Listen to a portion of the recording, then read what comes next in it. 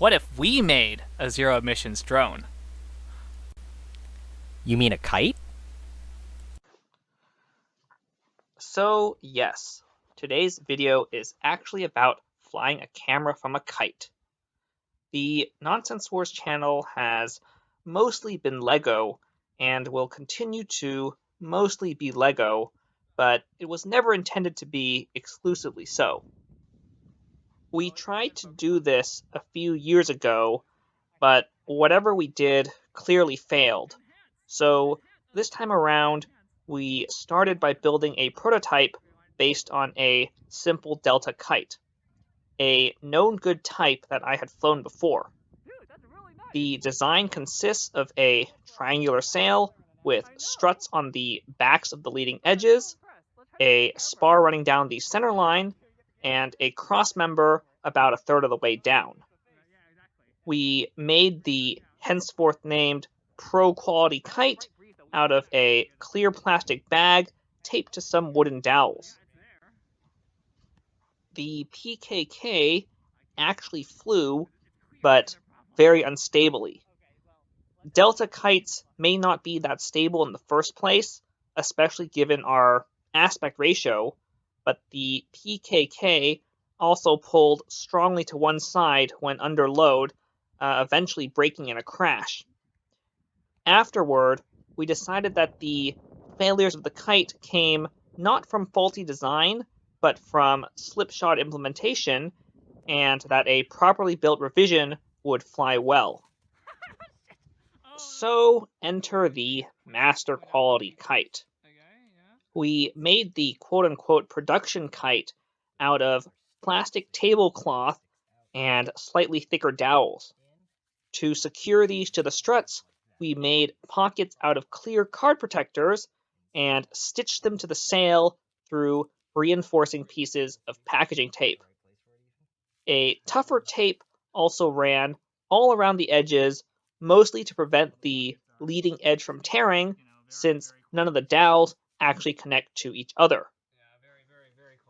Initially, the MKK did not seem any more stable than the prototype, but at least it wasn't asymmetrically so.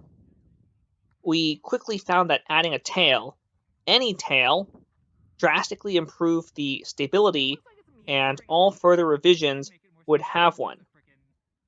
In this clip, we tested the kite with a bag hanging off a ribbon, and you can see how it moves before and after the bag falls off. Finally, we were ready to fly the camera. We bought this cheap China quality unit during our first kite attempt and powered it off an old point-and-shoot battery. We wrapped the whole kit in a crude cardboard tube and secured it with rubber bands. The camera operates by touching the signal wire to the positive source, a tap for a picture and a hold for a recording. But this mechanic proved very fiddly to use in the field. At first, we hung the camera assembly from the kite with a single point of contact, relying on gravity to keep it pointed down. This proved hugely optimistic.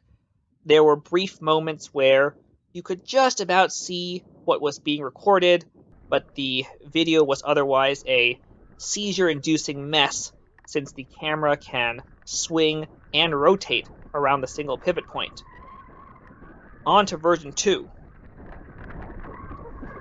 Around this time, we learned how to land the kite, generally a more challenging proposition than flying it.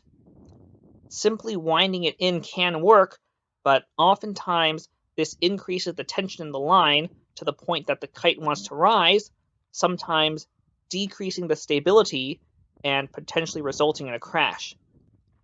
Counterintuitively, you need to let out some line and walk toward the kite in order to reduce line tension until the kite loses enough lift to float to the ground.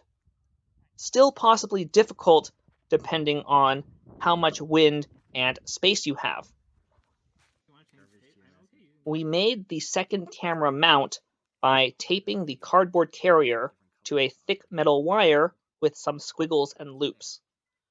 This assembly let us attach the camera in line with the control string such that the tension from the string would keep it pointed in one direction. This mount worked much better than the first one, though the video was still somewhat far from stable since the camera could still rotate about its axis. The kite connects to the control string through its keel, a short string attached to the front and toward the back of the center spar. This loops around a washer such that pulling the whole system taut induces a capstan effect such that the washer can't move along the keel. This also lets us adjust where the control string connects depending on wind conditions. A forward connection increases stability and decreases lift, while a rearward connection decreases stability and increases lift. The third camera mount was another squiggly piece of wire, but this time with 3 points of contact such that it could neither swing nor pivot when the control line pulled. We had trouble flying this mount due to uncooperative wind conditions to the point where we actually crashed the kite after moving the capstan too aggressively. Still, once we had a steadier breeze in a different location, the recording turned out pretty steady, though nowhere near as steady as actual drone footage. All along the way, we continued to make repairs to the kite when necessary and modifications mainly to the tail configuration. Our original tail comprised 2 streamers tied to the end of the center spar, but these tended to tangle together, annoying if not necessarily functionally relevant. For the second configuration, we tied 1 streamer to each leading edge spar, but this proved a less stable solution such that the third tail became a single long one. All in all, this little adventure was pretty successful, even if somewhat drawn out. If we had a steady breeze and a bit more altitude, I think we could get some pretty clean footage, especially with some tweaks to the camera angle. Furthermore, the Master Quality kite has proven to be quite durable despite not having amazing materials or craftsmanship.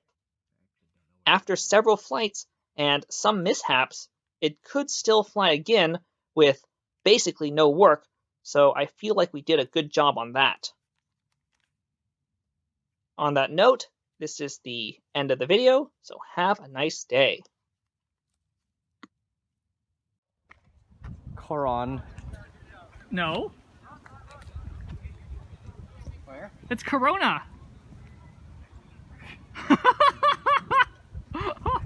Help me, Corona chat.